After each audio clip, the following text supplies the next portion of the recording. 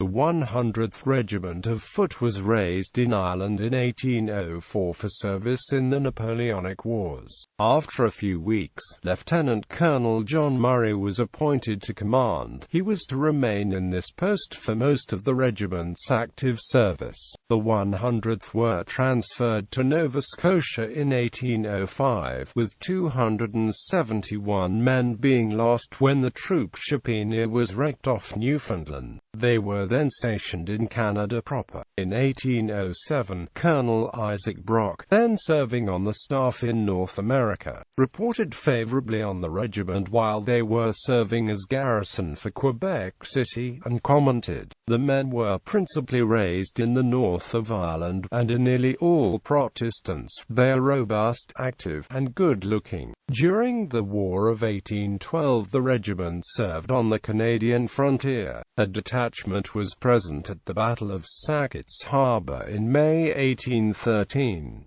Major George Taylor captured two 10-gun American vessels, the Growler and Eagle, on 3 June 1813 on the Sorrel River near Iloanoix on the Canadian side of the lake. After a fight of 3.5 hours, British casualties were 3 men wounded and American casualties were 1 man killed and 8 severely wounded. The whole regiment took part in the capture of Fort Niagara in December. For that, they were engaged on raids to Buffalo and Black Rock in late December. In July 1814, they saw action at the Battle of Chippewa, where the regiment took heavy losses, reduced to 1 captain and 3 subalterns doing duty, with 250 effective men. They then served at the Siege of Fort Erie in the closing months of the year. For the services in the defense of Canada, they were awarded the Battle on Niagara.